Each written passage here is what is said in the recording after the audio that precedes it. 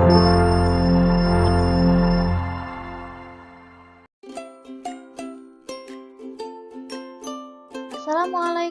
warahmatullahi wabarakatuh. Selamat pagi anak-anak.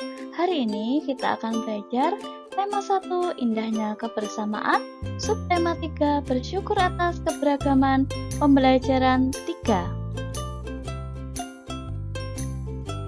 Anak-anak, sebelumnya kamu telah belajar bakia, permainan bakia. Menarik bukan? Kamu tentunya senang dapat mencobanya.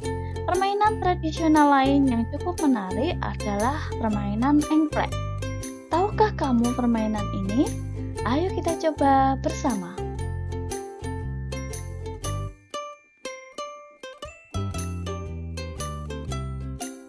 Anak-anak, pernahkah kalian melihat permainan apa ini?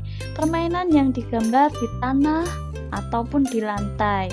Digambar menggunakan kapur, menggunakan tanah ataupun menggunakan tepung. Permainan ini juga digambar dengan berbagai bentuk. Ya, permainan engklek. Permainan engklek menggunakan 2-5 orang. Peralatannya adalah gajok atau pecahan genting, kemudian ada kapur atau tepung untuk garis batas. Kemudian cara bermain permainan engklek. Pertama, lompatlah dengan menggunakan satu kaki di setiap petak-petak yang telah digambar. Siapkan gajok sebelum bermain. Lemparlah gajok ke salah satu petak. Petak yang ada gajoknya tidak boleh diinjak atau ditempati oleh setiap pemain. Lompatlah ke petak berikutnya dengan satu kaki mengelilingi petak-petak yang ada.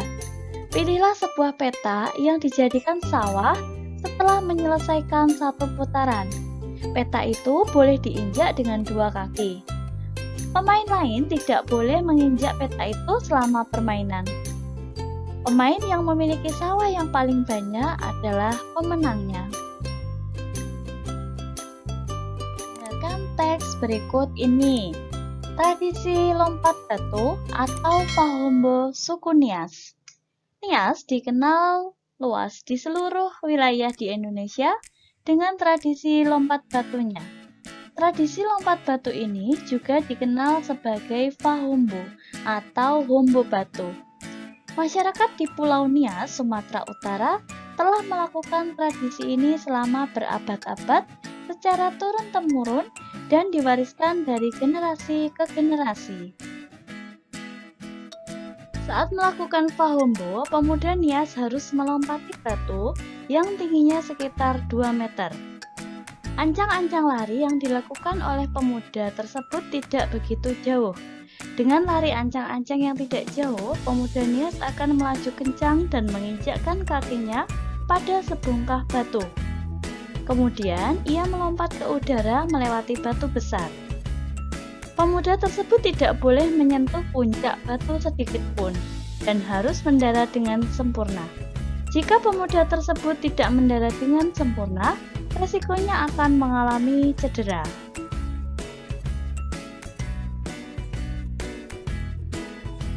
Saat ini, tradisi lompat batu masih sering dilakukan. Tradisi lompat batu menjadi daya tarik wisatawan yang berkunjung ke Nias.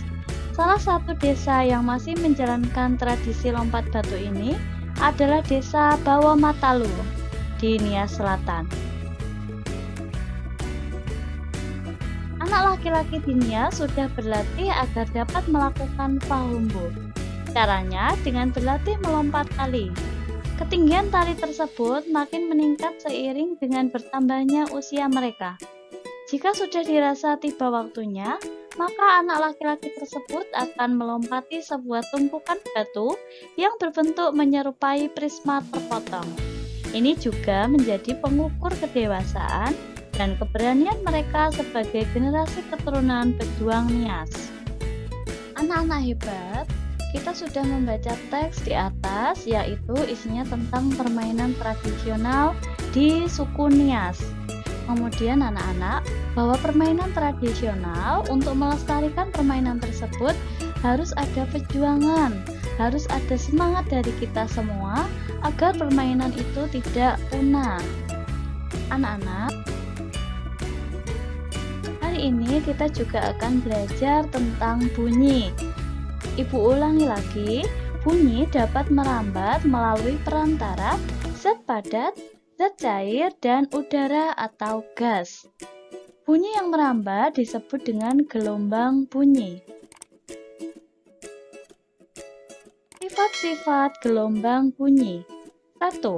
Gelombang bunyi memerlukan media atau medium dalam perambatannya, yaitu dalam hal ini adalah zat padat, zat cair, dan zat gas atau udara. 2. Gelombang bunyi mengalami pemantulan atau refleksi. 3. Gelombang bunyi mengalami pembiasan atau refraksi. 4.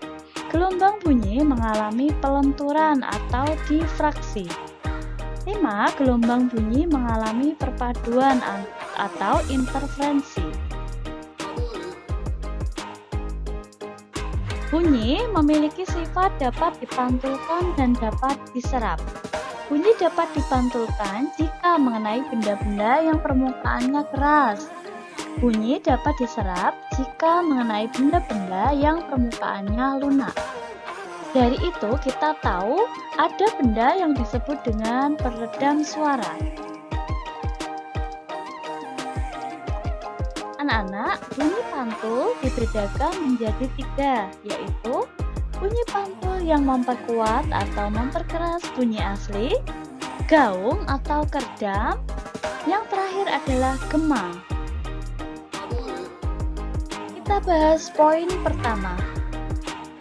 Bunyi pantul yang memperkuat atau memperkeras bunyi asli terjadi jika jarak antara sumber bunyi dan dinding pantul dekat.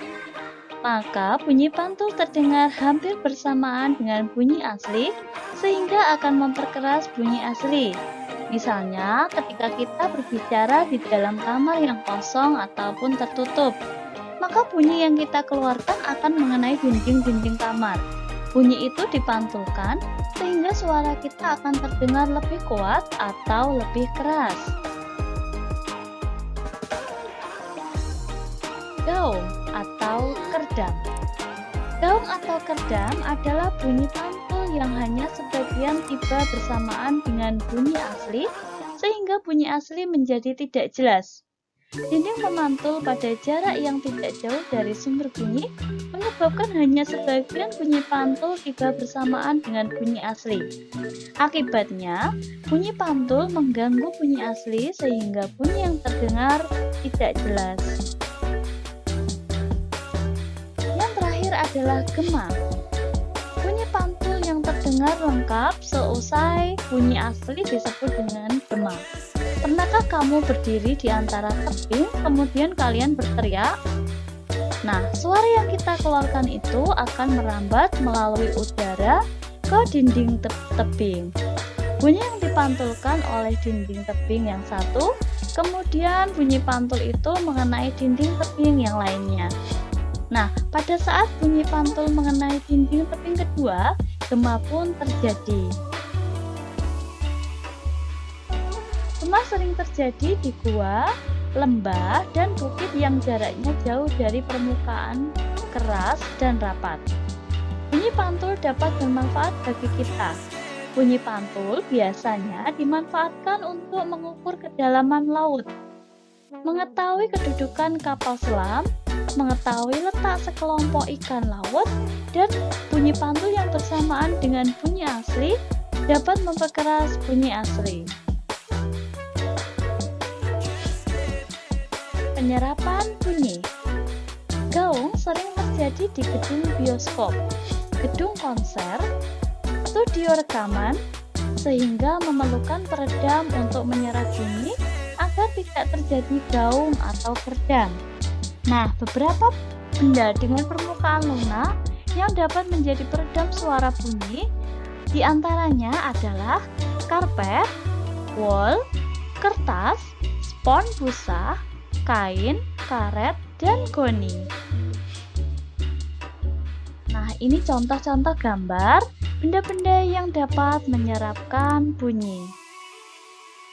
Ada wol, spot, kertas, kain, bunyi, busa, karpet, karet, dan goni. Anak-anak, demikianlah untuk materi hari ini. Jangan lupa tetap semangat belajar, jaga diri, jaga keluarga. Wassalamualaikum warahmatullahi wabarakatuh.